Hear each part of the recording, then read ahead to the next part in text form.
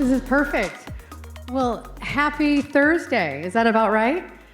And poor Jerry, he's got a short gallop here, so we feel like we're kind of sinking into these chairs. So forgive me. Kelly Dittman, it is an absolute pleasure to be here. Jerry invited us, and I'm here representing Sistine Global. We are a women-owned environmental advisory and capital company.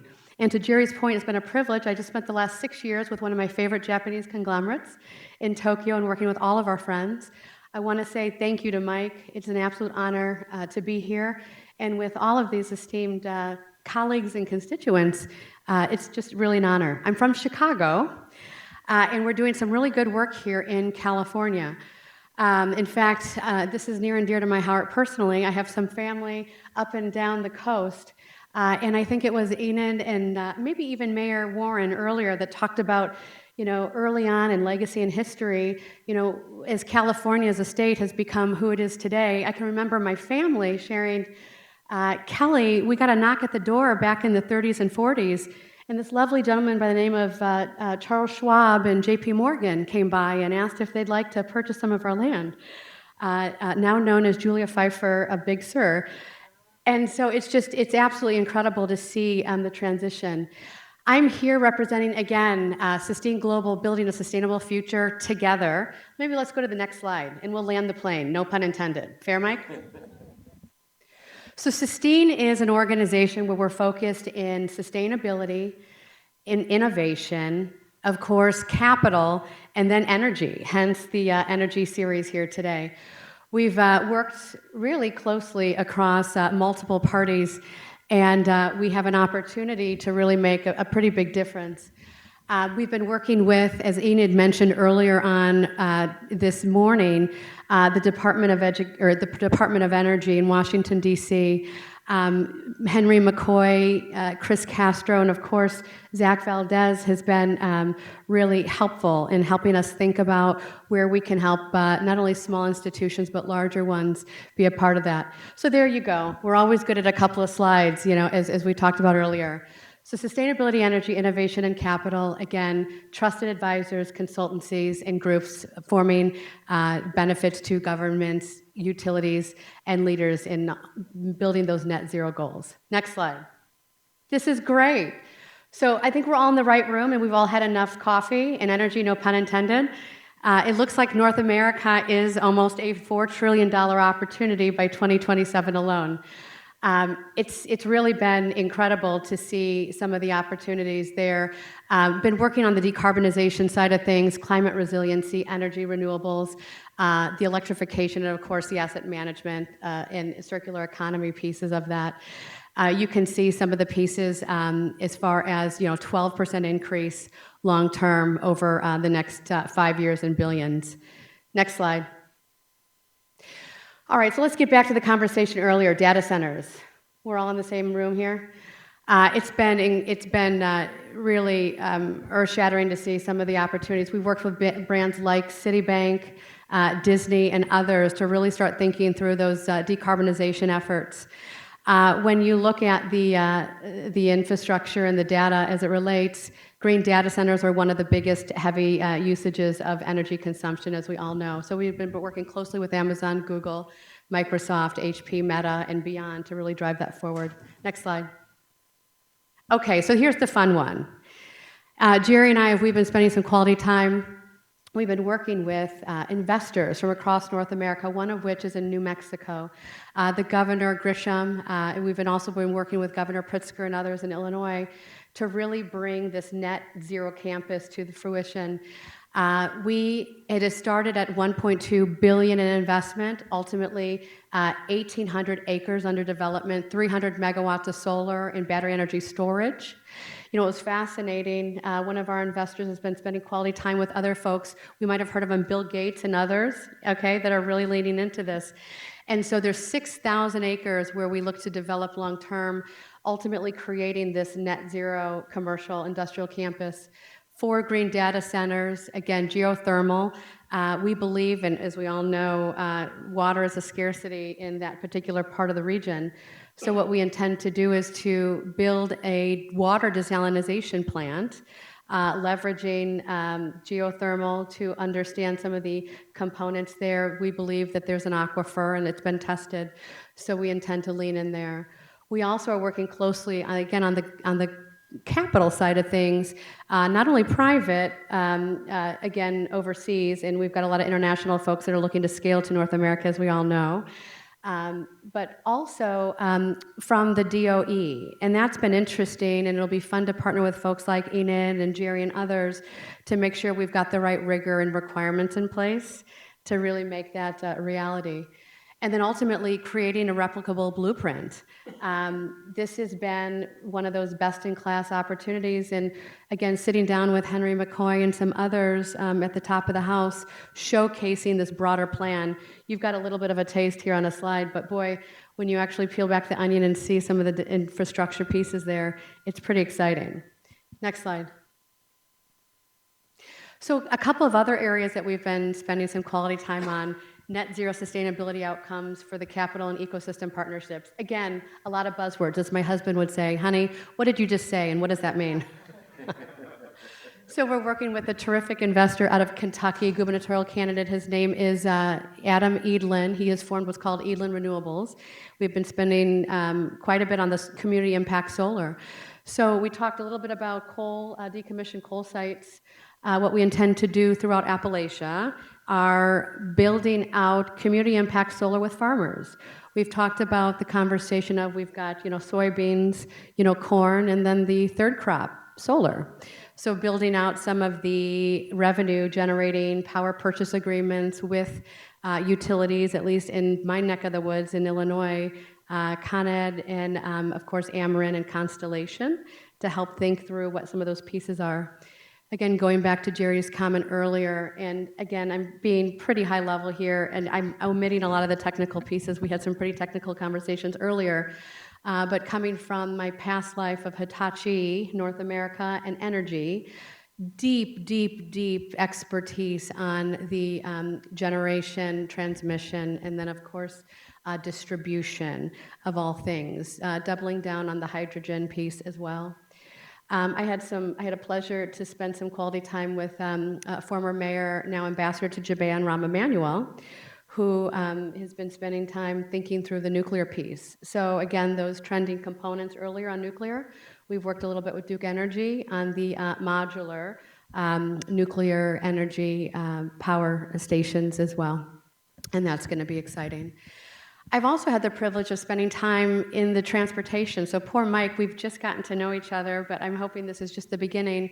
Spent some quality time in LAX and SFO and some dear friends in Toronto, really thinking about sustainable aviation fuel, leveraging technology like digital twins to really do some deep scenario planning on understanding the shocks and the resiliency needs long term. And then, of course, innovation. I'm just going to pull from a past life. I've got an 8-year-old son at home, William, and he doesn't get excited about all the big numbers and all of this. But he says, "Mama, what is that? What is that? Is that a Jolly Rancher or a gummy saver?" I said, "No, honey. This is the 17 SDGs, okay, which are the Sustainable Development Goals out of the UN." We spent some quality time last summer in Geneva, Switzerland, working with the Deputy General of the World Health Organization, thinking through at the highest level those big tenets of the sustainable goals that we're all trying to achieve. We're talking energy today, and that's very important, but there's also quite a portfolio of areas that we need to spend some quality time on. I'd love to give a couple of, again, more exploratory examples, one of which is on one of my old, very, very near and dear to my heart, working with Disney for years and the leadership team.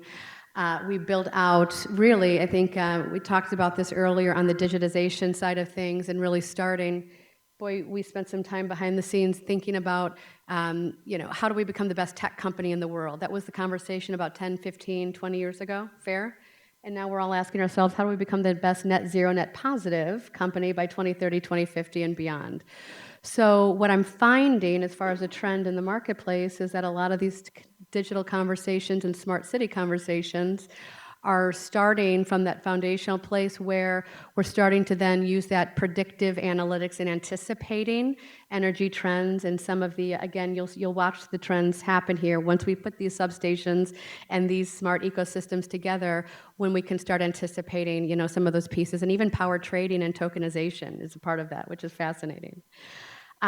Lastly, another example which was really exciting and near and dear to our heart, starting on those platform development side of things, we built a platform where we had researchers and scientists from all around the world. We worked with the American Heart Association to understand health outcomes. Again, why is this relevant to our sustainable development? Because health is at the center of that. So working with folks like Nancy Brown, the CEO of American Heart, understanding all of this data that's been collected over the years, and taking that, and we built this program called the Periodic Food Table Initiative. So again, another component of the Sustainable Development Goals around food and such, understanding the macro, micronutrients.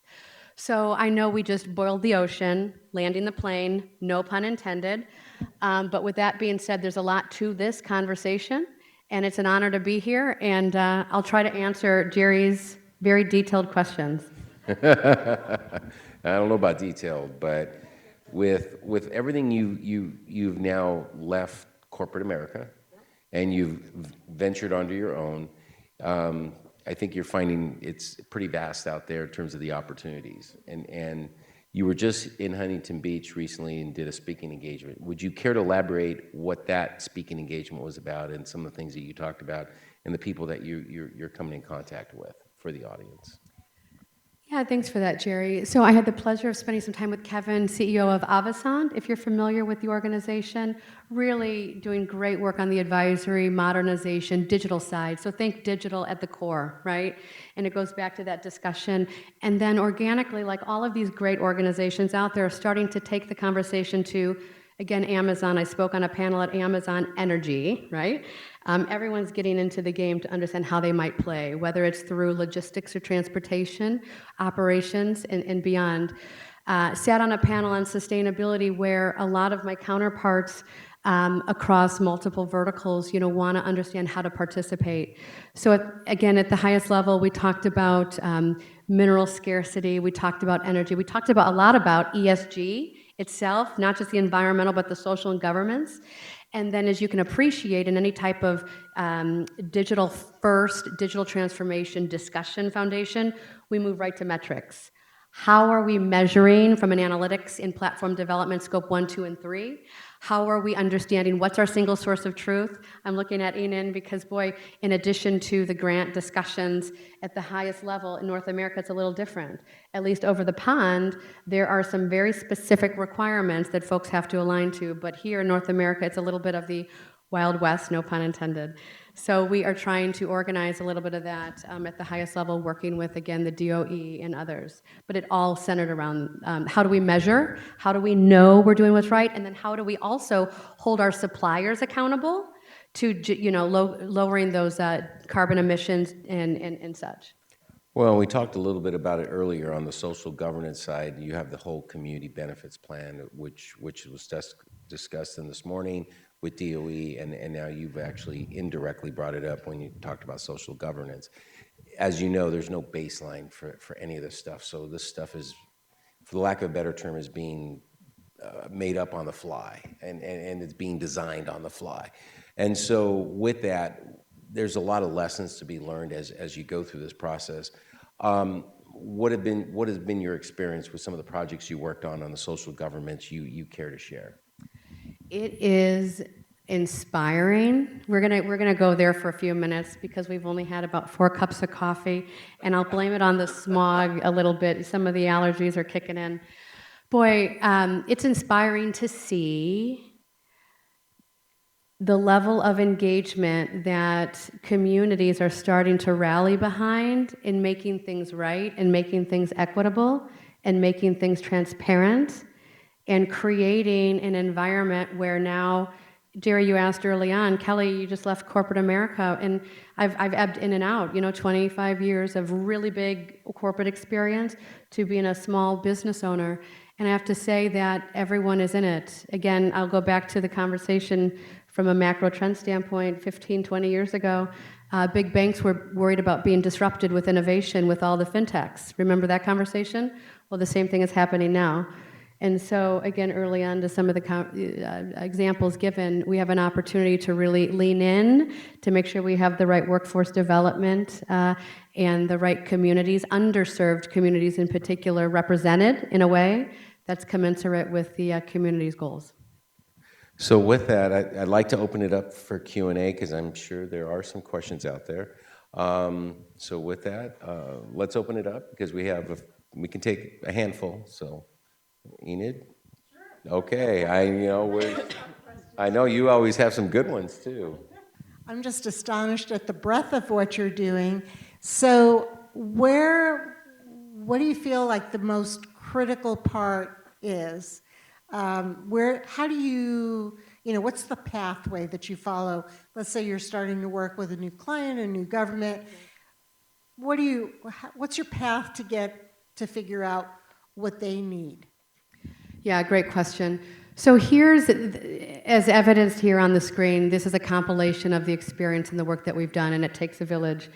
So what we do is we go into organizations, we sit down at multiple levels, but we'll just give the example at the C-suite. And just like any type of good strategic engagement, we'll sit down and understand all the pieces that we're trying to solve, and then we bring in the Army. So Sustain is, again, a developer, also a capital funding resource. So we develop plans, we fund plans, and then we also deliver plans. So we have a very, very deep group of folks here, a part of the Sustain team that can deliver. But what I found is that there was a gap. So the reason my transition from, the larger organization is because as a supplier, we are building and manufacturing substations and equipment, and we're doing it at the largest level, which is outstanding.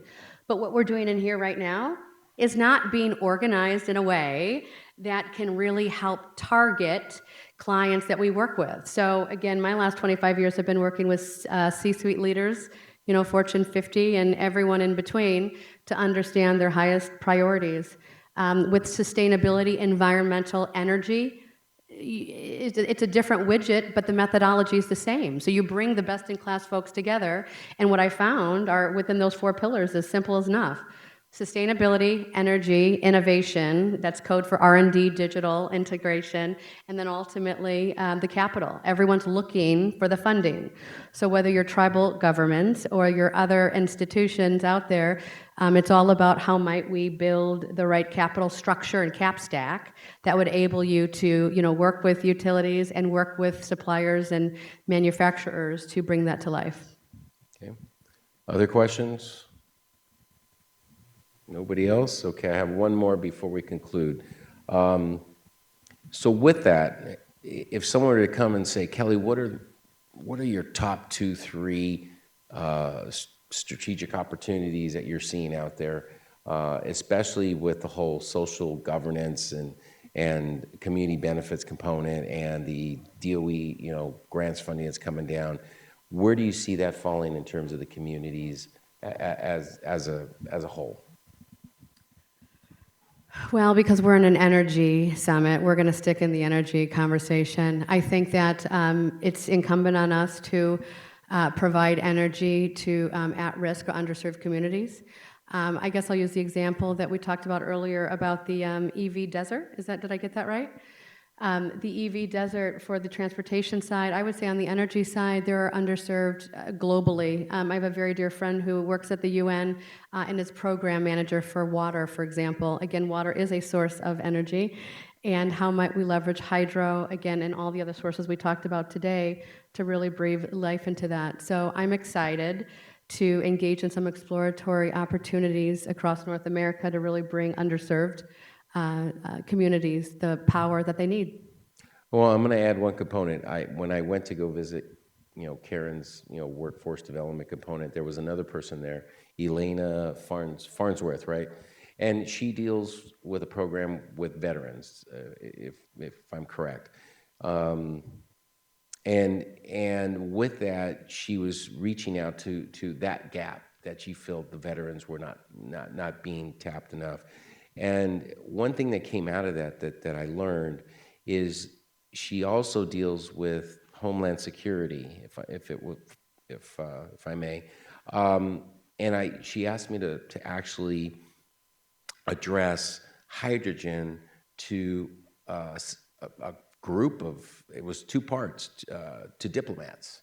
And what I'm finding out abroad is there's gaps with just the diplomats abroad trying to deal with the energy sector.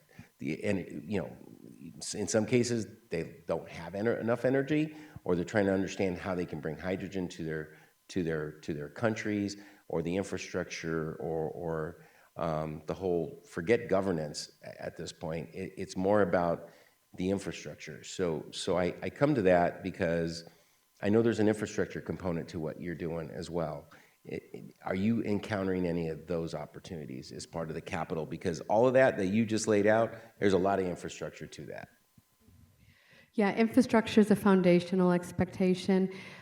When you look at, I believe what's sharing here on the screen is, again, we talked about the social impact solar example, we talked about some of the transportation, and then we talked about some of this exploratory innovation work.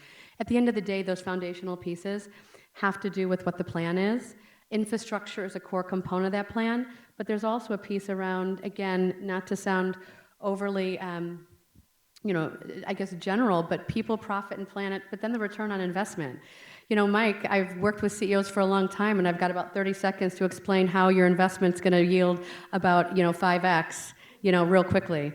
And it's not just on the private side of things, but it's also, in making sure that we understand if we're extracting value from the government, the DOE, we're extracting those funds and we're benefiting from the offsets of the tax credits. Again, carbon offsets, if it's something that is embraced within your entity, all those different pieces have a return on investment. And it's not just a financial, but there's a people, profit, and planet investment and success measure that comes from that as well. So infrastructure is a table stake, and that's a physical asset that's going to enable all of it. Outstanding, but it's also the narrative, as we've been working again on the example I gave earlier, the 6,000 acres in New Mexico, Governor Grisham in New Mexico, understanding, the jobs and the economic benefit to her underserved communities and across the state. Thank you. And on that project, I believe you're through a lot of the entitlement phases, correct? So I don't know if you want to elaborate how far along that project is. You bet. So it's in, and forgive me, if we were to go back a slide, I can show it quickly to the crew. No worries at all, but we're in phase 1. So construction's happened. There's been over, again, almost 2,000 acres under development right now. We have 300 megawatts of solar that's being installed and created. Again, this orchestration of all of this has been a blueprint. So Sistine, our firm, is helping to put together the blueprint, and that we intend to create this replicable experience, so to speak, that other states can really take advantage of. So I think we were talking last night at dinner, again, big and small organizations, but boy, when you have a way to solve a problem like this holistic, I'll overuse the word again, way of bringing all these pieces together, it really makes sense.